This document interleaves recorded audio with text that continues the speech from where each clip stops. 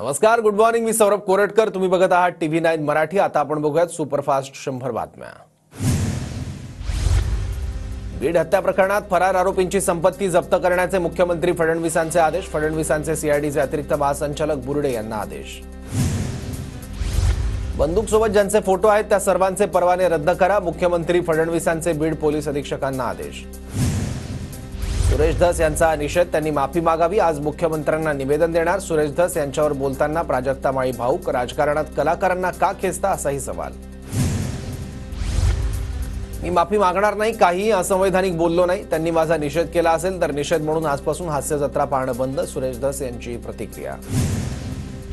अशी चिखलफेक होऊ नये. एका सांस्कृतिक कार्यक्रमात मुंडे आणि माझी भेट झाली होती. मी फक्त धन्यवाद म्हटलं होतं. प्राजक्ता माळी यांचं वक्तव्य. स्वतःचा टीआरपी वाढवण्यासाठी त्यांनी टिप्पणी केल्याची ही प्रतिक्रिया. गौतमी पाटीलकडून प्राजक्ता माळीच्या भूमिकेचं समर्थन. कलाकारांचं नाव कोणासोबत जोडू नका, गौतमी पाटीलचं भावनिक आवाहन. प्राजक्ता माळींनी माझं विधान परत एकदा ऐकावं. कुणाचाही अवमान होईल असं काहीही मी बोललो नाही. प्राजक्ता माळींना प्राजक्ता ताई म्हणालोय. सुरेश धस यांचं स्पष्टीकरण. तुमच्या वैयक्तिक राजकारणासाठी फिल्म क्षेत्रातील महिलांच्या नावाचा गैरवापर करणं बंद करावं. धसांनी कुत्सितपणे टिप्पणी केली. हे वागणं महाराष्ट्रातील राजकारण्यांना शोभत नाही. प्राजक्ता माळींची आक्रमक प्रतिक्रिया. गलिच्छ राजकारणात कला क्षेत्रातील माता भगिनींना ओढू नका. मनसेचे नेते अमय खोपकर, भाजप आमदार सुरेश धस यांच्यावर संतापले. हलकी प्रसिद्धी मिळवण्याचे प्रकार त्वरित थांबलेच पाहिजेत. संतप्त प्रतिक्रिया.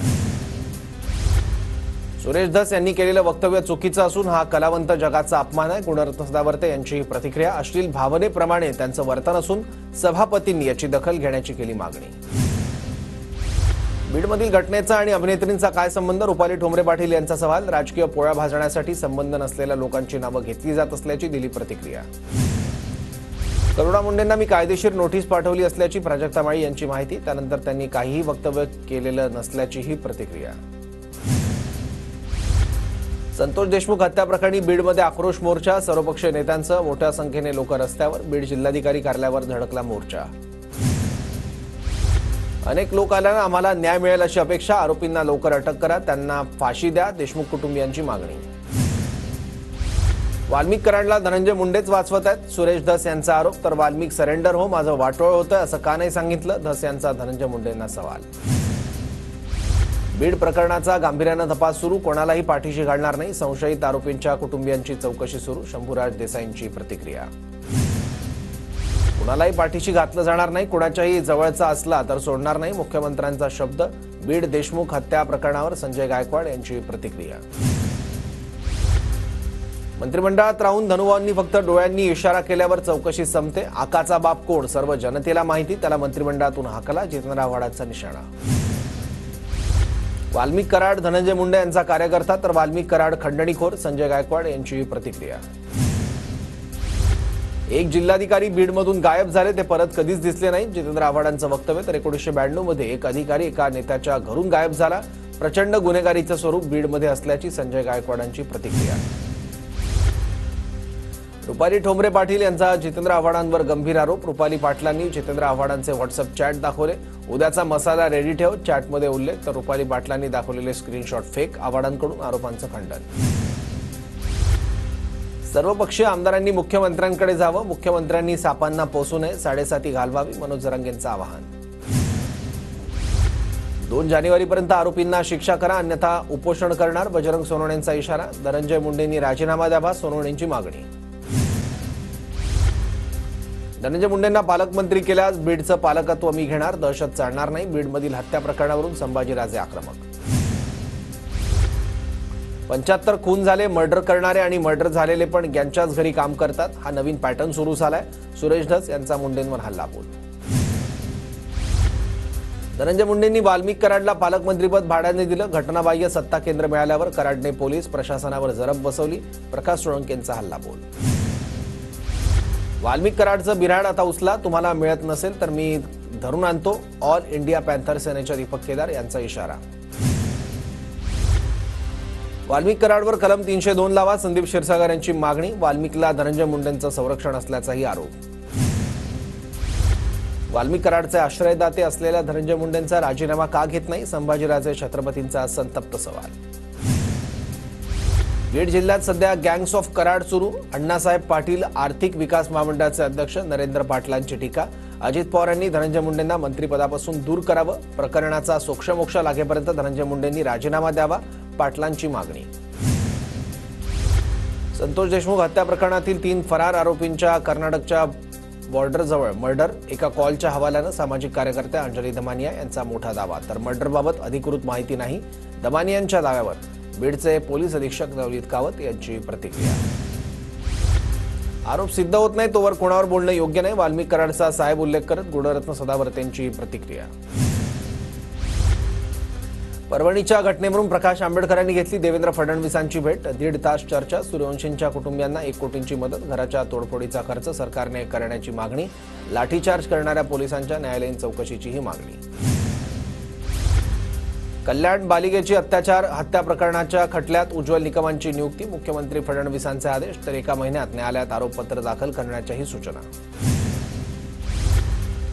कल्याण अत्याचार प्रकरणात राजकारण तापलं. आरोपी विशाल गवळी भाजपचा सदस्य. त्याच्या कुटुंबियांचा भाजपशी संबंध. माजी नगरसेवक महेश गायकवाडांचा गंभीर आरोप. तर विशाल गवळी भाजपचा सदस्य नाही. भाजप जिल्हाध्यक्षांचं प्रत्युत्तर.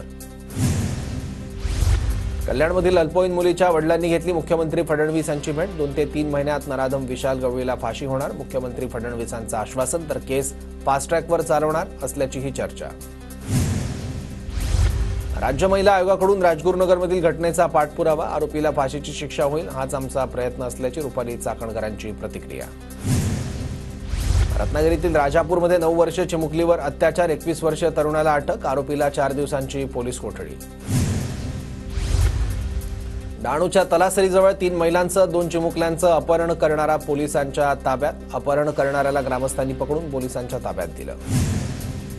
तिसरी मुलगी झाल्यानं संतापलेल्या पतीने पेट्रोल टाकून पत्नीला जिवंत जाळलं. परभणीच्या गंगाखेडमधला संतापजनक प्रकार.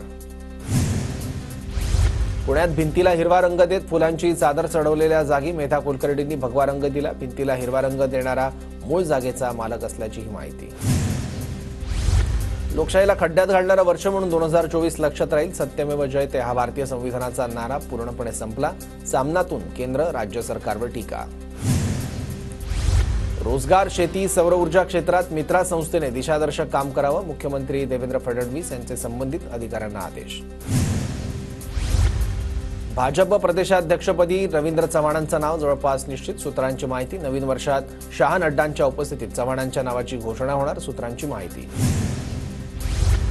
रवींद्र चव्हाण भाजप संघटन पर्वाचे महाराष्ट्र प्रदेश प्रभारी. प्रदेशाध्यक्ष चंद्रशेखर बावनकुळे यांनी केली घोषणा. प्रदेशाध्यक्षपदावर नियुक्ती होईपर्यंत विशेष जबाबदारी प्रदेशाध्यक्षांप्रमाणेच राहणार अधिकार. शिर्डीत 12 जानेवारीला भाजपचं महाधिवेशन. केंद्रीय गृहमंत्री अमित शहा आणि भाजपचे राष्ट्रीय अध्यक्ष जे.पी. नड्डांची असणार प्रमुख उपस्थिती. तरुणांना भाजपसोबत जोडण्यासाठी नव्या अभियानाची होणार घोषणा. मुख्यमंत्री फडणवीसांचाही सन्मान होणार. या जिल्ह्याचा किंवा त्या जिल्ह्याचा पालकमंत्री असं काही नसतं. कुठल्याही जिल्ह्याचा पालकमंत्री असेल तरी जनतेची कामं करावी लागतात. पालकमंत्री पदावर गणेश नाईक यांची प्रतिक्रिया. नारायण राणे आणि मुख्यमंत्री फडणवीसांची सह्याद्री अतिथीगृहामध्ये भेट. कोकण व महाराष्ट्रातील काही विषयांवर सविस्तर चर्चा झाल्याची माहिती.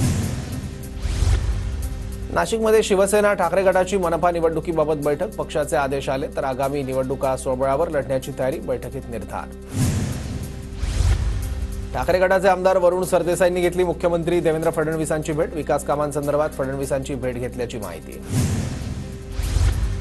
मंत्री भरणे नाराज नाहीत. ते पूर्वनियोजित परदेश दौऱ्यावर गेलेत. राष्ट्रवादीचे प्रदेश प्रवक्ते शशिकांत तरंगे यांची माहिती. मनासारखं खातं न मिळाल्यानं भरणे नाराज आहेत. हे चुकीचं. तरंगेंची प्रतिक्रिया. मंत्री संजय शिरसाट यांनी घेतलं पुण्यातील श्रीमंत दगडूशेठ गणपतीचं दर्शन. मंत्रिपदाची शपथ घेतल्यानंतर संजय शिरसाटांकडून देवदर्शन. हवेतील प्रदूषण कमी करण्यासाठी पालिकेकडून पुन्हा रस्ते धुण्यास सुरुवात. घनकचरा विभागाकडून रस्ते धुण्यासाठी 100 टँकर तैनात. छत्रपती संभाजीनगर क्रीडा संकुल घोटाळा प्रकरण. मुख्य आरोपी हर्षकुमार क्षीरसागरची मैत्रीण अर्पिता वाडकरला गुन्हे शाखेकडून मुंबईतून अटक. 2 दिवसांची पोलीस कोठडी. मुळशीतील कोंढावळे ते चिंचवड दरम्यान रस्त्याची दुरवस्था. नागरिकांची तारांबळ. लवकर रस्त्यांची दुरुस्ती करण्याची नागरिकांची मागणी. पुणे महापालिकेकडून शहरातील बांधकामांना सांडपाण्यावर प्रक्रिया केलेलं पाणी वापरणं बंधनकारक. पालिकेकडून सर्व टँकरला हिरवा रंग अनिवार्य.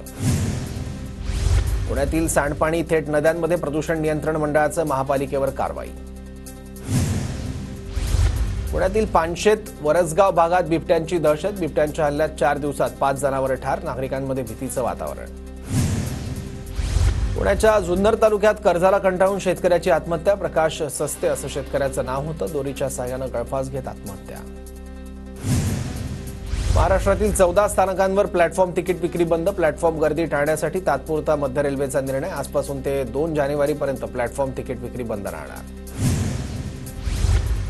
अलिबागमधील प्रमुख मार्गांवर 2 दिवस अवजड वाहनांना बंदी. धरमतर पूल ते अलिबाग, मांडवा ते अलिबाग आणि अलिबाग रेवदांडा मार्गावर बंदी.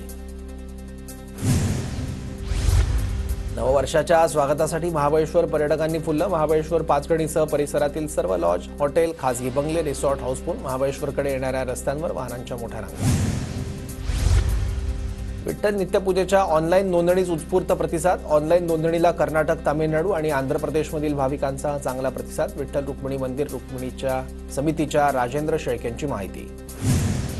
पत्राचाळीत म्हाडाची 26 मजली व्यावसायिक इमारत. म्हाडाच्या मुंबई मंडळाला 9 भूखंड विकासासाठी उपलब्ध. 9 पैकी 4 भूखंडांवर 2394 घरं बांधली जाणार. ठाकरे गटाच्या आशीर्वाद यात्रेचा सांगली ते तुळजापुरात प्रारंभ. शिवसैनिक हरिभाऊ पडळकर यांनी काढली यात्रा. तुळजाभवानीला साकडं घालण्यासाठी हरिभाऊ पडळकर यात्रा काढतात. मंत्री संजय शिरसाट यांनी विजयस्तंभाचा घेतला आढावा. अनुयायींची गैरसोय होणार नाही याची काळजी घेण्याच्या शिरसाटांच्या प्रशासनाला सूचना. सिडकोच्या घरांच्या किमती उद्यापर्यंत जाहीर होण्याची शक्यता. 26,000 घरांच्या किमती जाहीर होण्याची सूत्रांची माहिती. सिडकोच्या घरांसाठी 1 लाखाहून अधिक अर्ज.